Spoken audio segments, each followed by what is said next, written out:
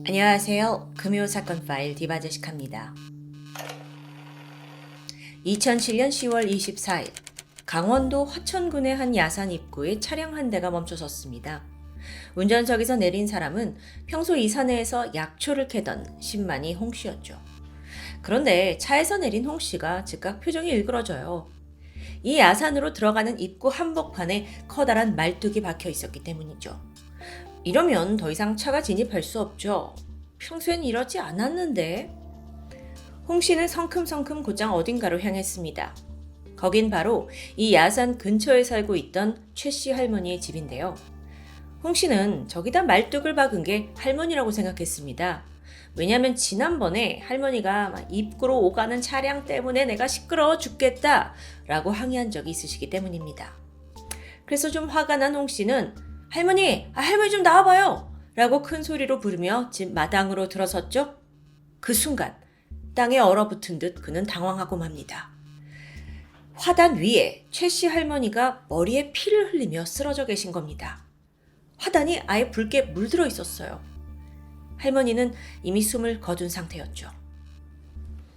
경찰이 현장에 도착해서 확인해 보니 이 혈흔이 화단부터 집 안의 거실까지 쭉 이어져 있습니다. 뿐만 아니라 집안 곳곳에 막 피가 흩뿌려져 있고요. 또 부엌에선 모양이 일그러진 프라이팬이 발견됐죠.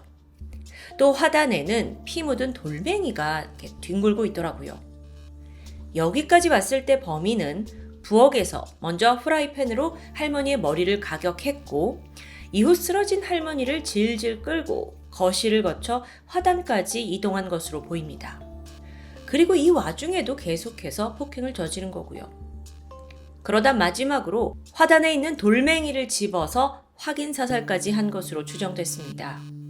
이 힘없는 노인을 상대로 무자비한 범죄를 저지른 겁니다. 그런데 경찰이 찾을 수 있는 단서는 이게 전부였습니다. 혈흔이 선명히 찍혀 있긴 했지만 그 외에 중요한 증거는 발견되지 않는 거예요. 이 혈은 모두 할머니의 것이었고요. 그나마 바닥에 있던 커피잔에서도 할머니의 지문만 채취되었죠. 하지만 할머니의 시신을 살펴보면 손에 무언가를 꽉 움켜쥐고 계시더라고요. 그건 바로 다량의 머리카락이었습니다. 경찰은 즉각 이게 범인의 것이라고 생각했어요.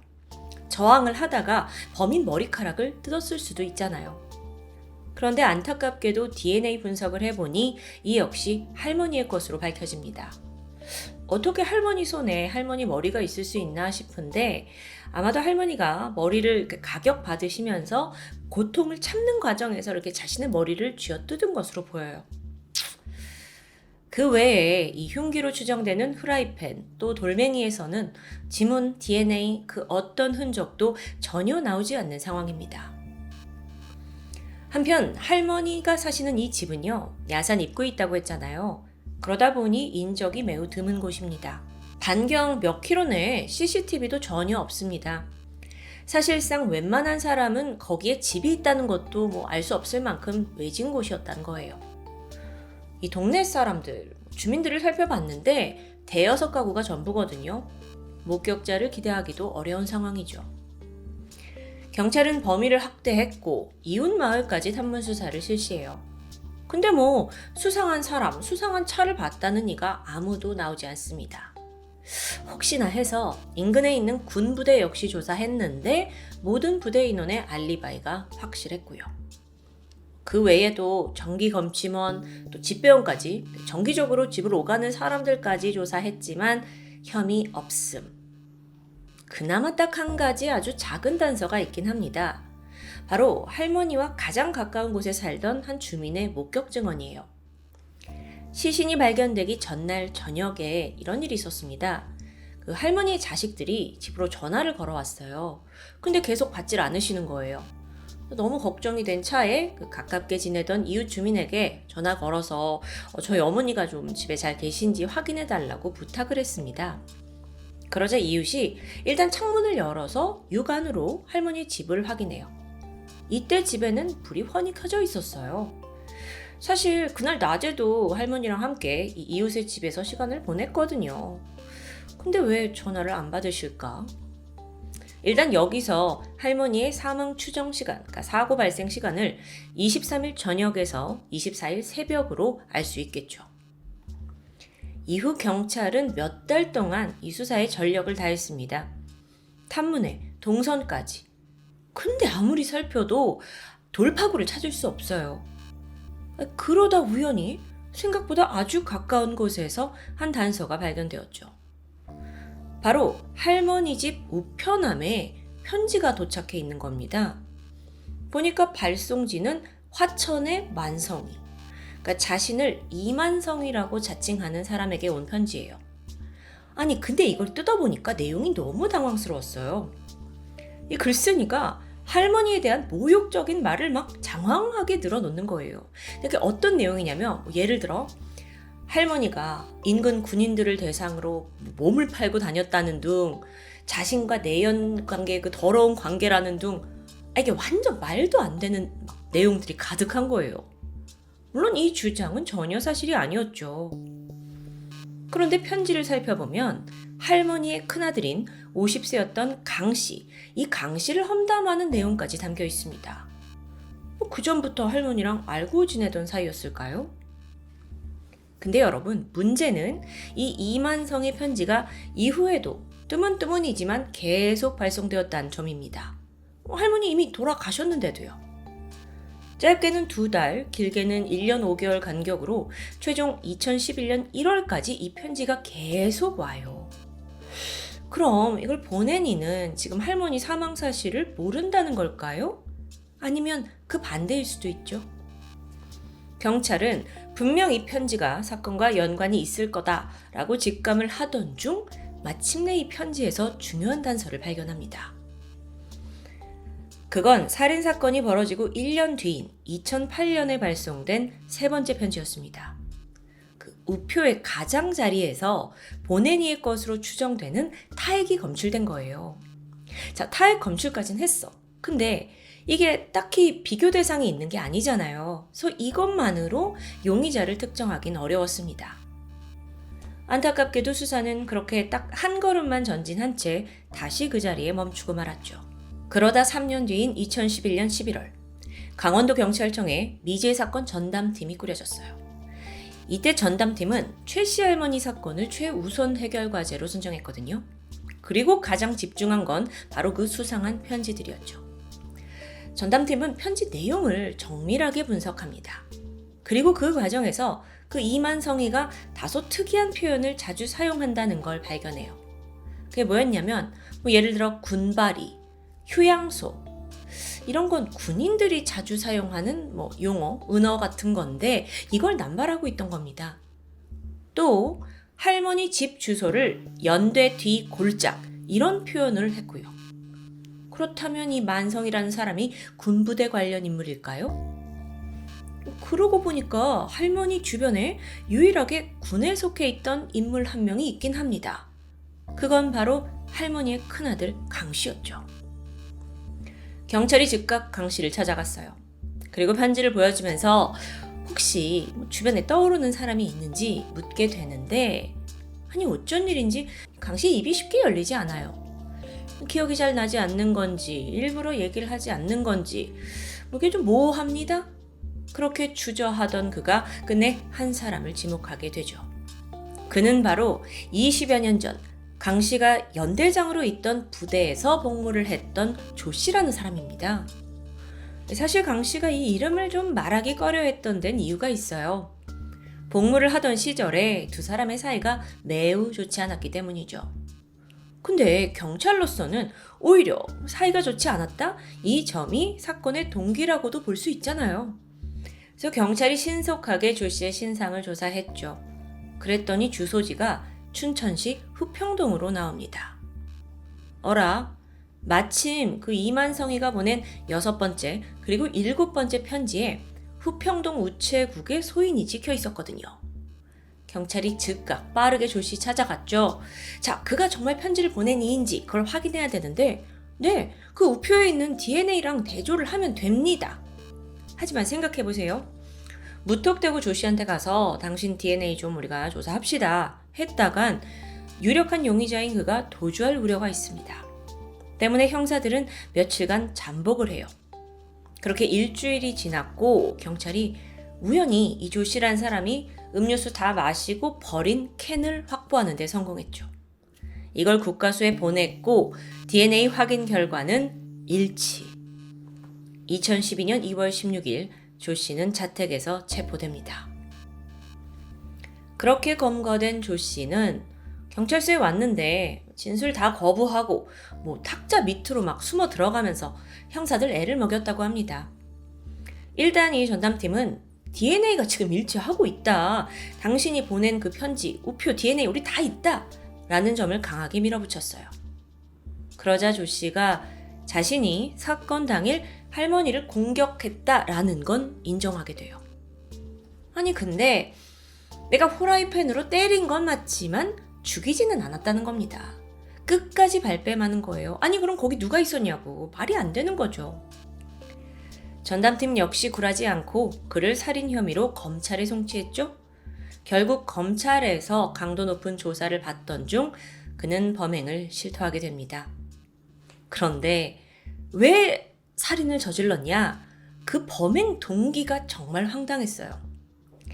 1992년, 그러니까 사건으로부터 15년 전부터 묵혀온 아주 깊은 원한 때문이래요. 그것도 할머니가 아닌 큰아들 강 씨를 향한 원한이었죠. 시간은 1992년으로 거슬러 올라가서 할머니의 큰아들 강 씨는 대령이었고 조 씨는 상사 직급으로 같은 군부대에 복무 중이었습니다. 그런데 이 부대 내에서 조 씨의 평판이 그닥 좋지 않아요. 왜냐하면 외부 공사를 하는 인부들이 이제 들어오는데 그들과 실랑이가 잦았기 때문입니다. 어떤 일이었냐면 이 인부들이 매일 부대에 들어오거든요. 그런데 조 씨가 매번 통행증을 요구하는 거예요. 신분증 달라고 하고. 근데 이게 상당히 번거롭잖아요. 매일 얼굴 보는 사이인데. 그래서 인부들이 아니 이렇게 매일매일 통행증을 요구하는 건 좀 불합리한 거 아니냐라고 이제 화를 냅니다. 이로 인한 다툼이 한 번, 두 번, 세 번, 네 번 계속 반복이 되니까 결국 상관이던 강 씨가 조 씨에게 약간 문책성 인사발령을 내리게 돼요. 여기에 조 씨가 강하게 반발했습니다. 그도 참지 않았죠? 이건 부당하다라면서 국방부, 청와대에 진정서를 낼 정도였어요. 하지만 결론적으로 조 씨에게는 추가 징계가 내려졌고 직급 강등으로 인한 불명예스러운 자진 제대를 하게 됩니다. 그리고 이 과정에서 상관 강 씨가 한 번도 조 씨의 편을 들어주지 않았다고 해요. 제대하겠다라는 말에 딱히 만류하지도 않았고요. 조 씨는 이로 인해서 어떻게 나한테 이럴 수 있지 하면서 강 씨에게 깊은 원한을 품었던 거예요. 스스로 생각을 했을 때 나는 베트남 전쟁에도 가서 훈장을 받았을 정도로 아주 이 나라의 훌륭한 군인인데 상관 하나 잘못 만나서 이렇게 불합리한 처우, 게다가 이렇게 내가 자진 제대까지 한 이런 상황이다.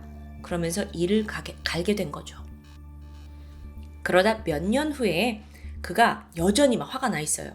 그래서 강 씨한테 따져야겠다 하고 군부대를 찾아갑니다. 근데 강 씨가 제대하고 없더라고요. 조 씨는 여기서 포기하지 않았습니다. 알고 지내던 간부들, 인맥을 통해서 강 씨가 어디 사는지 행방을 막 수소문했어요. 근데 그러던 과정에서 그 광 씨 어머니가 연대 뒤 골짜기에 산다더라 라는 사실을 알게 되었죠. 그리고 사건 당일인 2007년 10월 23일 저녁, 조 씨는 자신의 인생을 망친 상관 강 씨의 어머니, 최 씨 할머니를 찾아갑니다. 당시 범인 조 씨는 할머니를 죽일 생각은 아니었다고 진술했습니다. 조 씨가 찾아갔어요. 그러니까 할머니가 우리 아들하고 같은 부대였냐 라는 말에 이제 영문도 모르고 그냥 조 씨를 따뜻하게 맞아준 거죠. 그렇게 차를 마시던 중 조 씨가 본색을 드러냅니다. 이야기를 막 꺼내요. 사실 당신 아들 강 씨에게 내 상관이었는데 내가 이런 부당한 일을 당했다. 내가 직업도 잃고 인생이 이렇게 꼬였다. 내가 이런 대우를 왜 받아야 하냐. 당신 아들은 아주 쓰레기 같은 놈이다. 이렇게 험담을 하기 시작합니다. 그러니까 분위기가 싸늘해지죠. 할머니가 당장 나가라 하고 그를 쫓아내려고 했죠. 그리고 이때 조 씨가 크게 분노합니다. 왜 분노하냐? 강 씨에 이어 그 어머니마저 지금 나를 무시하는구나 라는 생각이 든 거예요. 그는 즉각 주먹으로 할머니를 때렸고요.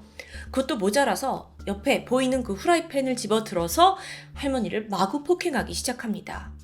거기엔 이제 강 씨에 대한 원한이 녹아들어 있는 거죠. 힘없는 할머니는 그냥 쓰러졌어요.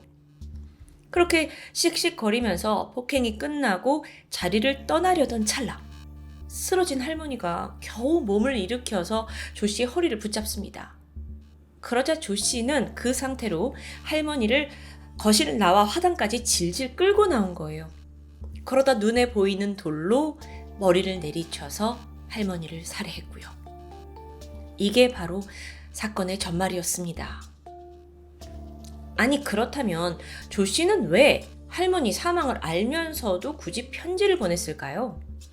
그 이유를 물어봤더니 조 씨가 아주 멍청한 답변을 내놓습니다. 내가 편지를 써서 수사에 혼선도 주고 또 아들 그 강 씨 그놈 찾아내려고요. 그러니까 이 조 씨가 지금 살인을 저질렀잖아요. 근데 그러고 나서도 계속해서 이 강 씨에 대한 원한이 풀리지 않았던 거예요. 그래서 그 아들을 괴롭힐 작정으로 편지를 계속 보냈다는 건데 이 사고방식이 좀 잘 이해가 되지 않죠. 어쩌면 그는 죽은 어머니를 모욕하는 방식으로라도 복수를 꿈꿨던 것 같습니다. 또 한편으로는 사건이 좀 미제로까지 넘어갔잖아요. 이게 어떻게 해결되고 있는지 궁금하기도 했죠. 그래서 현장 주변에 종종 와가지고 동태를 파악하기도 했습니다.